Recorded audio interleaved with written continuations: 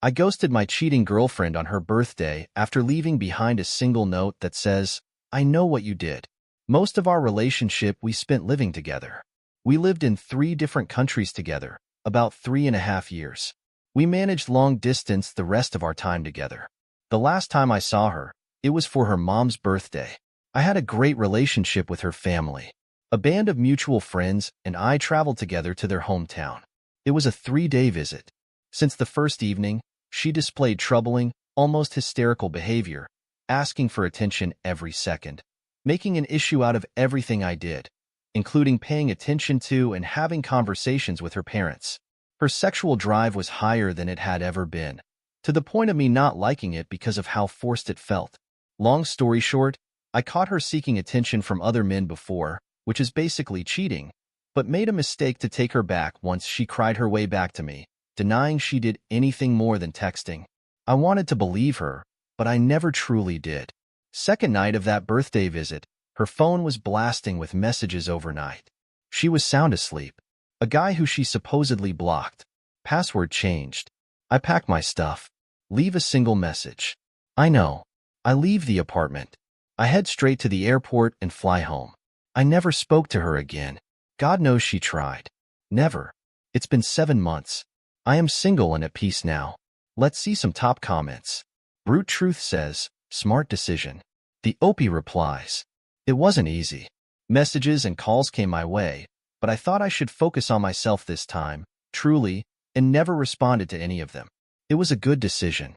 If this means anything to any of you, yes, you feel like ish for a long time, unattractive, low self-esteem or whatnot. But once you disconnect from your emotions a bit and start healing, rationality kicks in and you start having fun being alone. I barely talk to anyone in detail. Of course, I talk to my family. Wellman81 says, good for you, Opie. That's called having self-respect and dignity. Next time, though, when they display red flags of being a possible cheater, drop them immediately. Edit to add.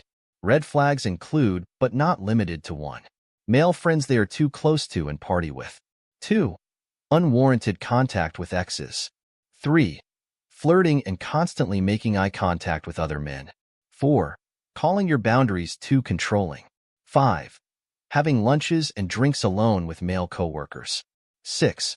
Refusing transparency and being secretive with devices.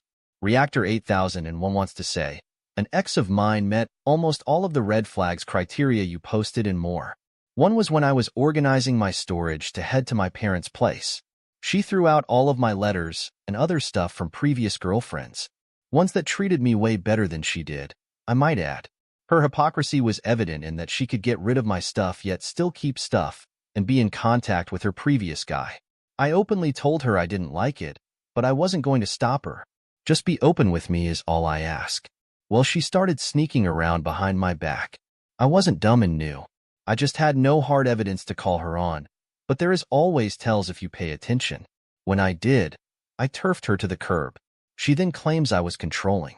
I never stopped her from doing anything, which was her way of demonizing me to make herself feel better because me not liking her, talking and seeing her ex is controlling in her eyes, but her turfing all my stuff, telling me I can't drink soda anymore and try to take over control of my home is not.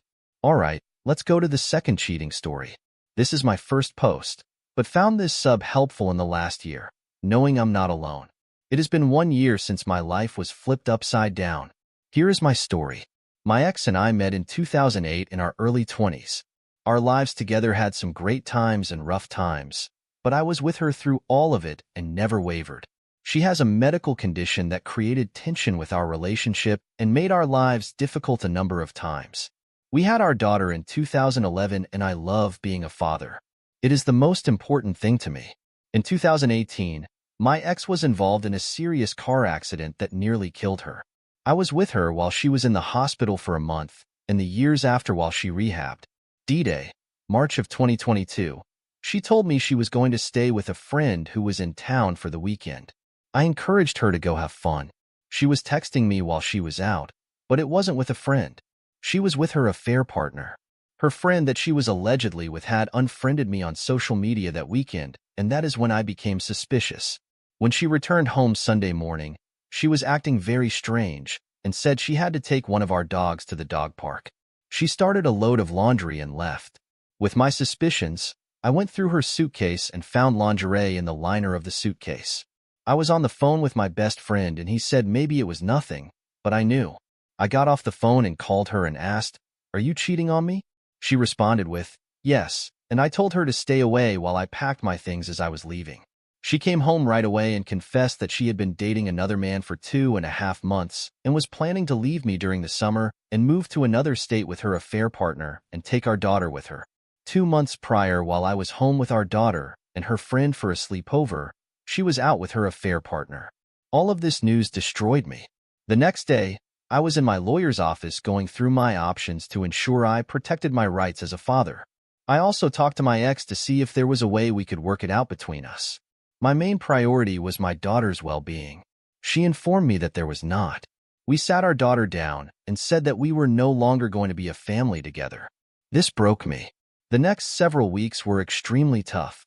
I didn't eat, I didn't sleep, I barely worked. We made an arrangement where our daughter would stay home and we would alternate our weeks at home with her. That lasted about 3 weeks and then I had enough.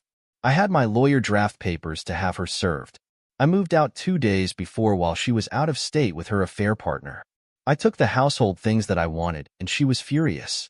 Then she was served at home 2 days later and went ballistic. We spent the next several months coming to terms for our parenting plan. She made threats that I would pay. She finally agreed to my proposal, and we finalized the plan in the fall of 2022. We had to go before a judge, and when I walked in, she was with her affair partner in the courthouse. That was the first time I met him. We have settled into the parenting plan, and my daughter is with me most of the time, including school. I'm still close with most of my ex's family as I love them and consider them family. I hope I can continue that relationship. I met a new woman who has been patient with me and listens. We are there for each other, and it feels refreshing. I want to tell my story because I respect those that have allowed themselves to be vulnerable while feeling this pain. I have gained so much strength from all of you. I still have tough times, but it's getting easier. I hate being a part of this club, but thankful I'm not alone. Take one step at a time. We will all get through this. Here for those that need someone. Let's see some top comments. JM Legend 22 says, "Good on you. Glad you got your daughter. Some people are just so defeated when someone cheats and they forget to protect their child. You are proactive. I commend you for it. Hope the new relationship works out." Irish Wave wants to say, "Ugh, saw this all the time when I worked at the supermarket. The amount of customers who just thought they could yell at younger and or thinner people using the few drivable carts we had because they don't look like they need it. Wish I could have responded with what I was thinking and know it wouldn't cost me my job." All right, let's go to the last cheating story. I am going on a date after 5 years. March 14th, 2023. I, 35, am going on a first date after 5 years. I am not a prude or anything. Before this, I used to be married. My ex and I have been married for 7 years. It ended because he cheated on me with a colleague of his. I only found out because that colleague's husband, Sam, 37M, told me the truth. Sam had a suspicion that his wife was having an affair, so he hired a PI and looked me up. He gave me the evidence of my husband cheating. I was devastated to say the least. I sacrificed a lot for this man. I moved out of town because of his job. He said he wasn't ready to have kids. I was okay with it even though I wanted them. I didn't accept a high-paying job because he said that it will cause a rift in our schedule. I was stupid. His cheating was like a last straw for me because I had done enough for this man, and all I got was dishonesty and infidelity. He wanted us to reconcile and really broke it off with a fair partner to work on our marriage. But I denied. This was a deal breaker for me. The divorce was messy. Sam's was messier than mine because they have a 4-year-old daughter together. But he sorted it out and got full custody. It's been a year since we've both been divorced. During the separation period, Sam and I talked a lot. We were going through a tough time, and only we can help each other. I saw him as my friend until we both started developing feelings for each other. I did the smart thing by telling him the truth. He also said he feels the same way about me. We both agreed we would not do anything until the divorce is finalized. After the divorce was finalized, we talked and came to a middle ground that we will not date immediately. Rather, We will sort things out about our life and go to therapy. For 1 year, we will have a minimum contact, and if after a year we still feel the same way, we will go on a date. It's been a year now. I've been doing better than before. I went to therapy and sorted things out. Mostly, but there is room for improvement. Sam called me yesterday and asked me out on a date. I don't know why I felt like a teenager. The last time I went on a date was 5 years ago with my ex-husband. I did ask him then to take me out, or even asked him out on a date, but he would make some excuse every time, so I just gave up. I said yes to Sam. I once thought that after a year he would realize that he had no true feelings for me, but he does. He remembers our promise. It feels so nice to be seen and appreciated once in my life. It is so nice to feel alive again. I spent my youth on a man who only gave me the short end of the stick. But I don't know. I am hopeful with Sam. I know I am past my window of having a child naturally.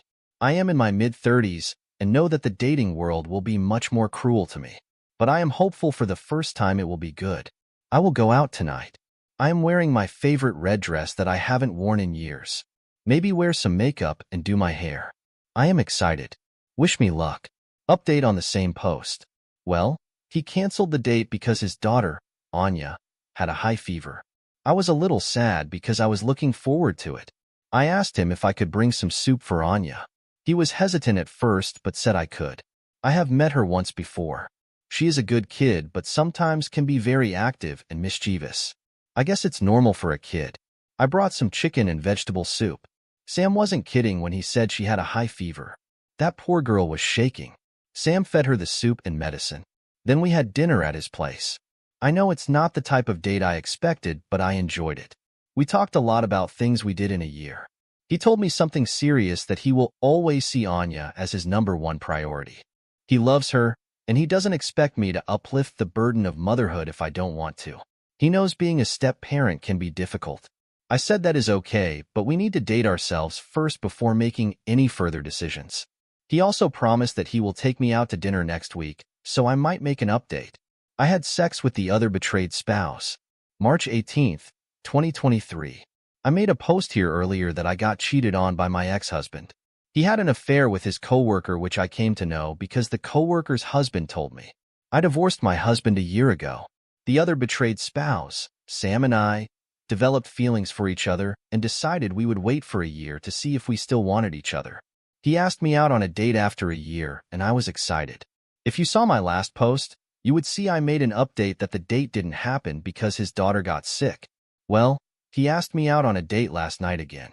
He says I deserve a proper date that he had promised a year ago. I asked if his daughter was okay because she was sick. He told me his daughter was doing much better now. Currently, she is with his sister because they are having a cousin slumber party over there. I said okay. He took me out to a restaurant. He checked up on his daughter a few times to make sure she was okay. I loved seeing him being a caring father, but he put too much attention towards me also. He complimented me and I blushed. It felt really good to be seen again. My ex stopped doing that a long time ago. He said I was beautiful, and he has been dreaming about this date for a year.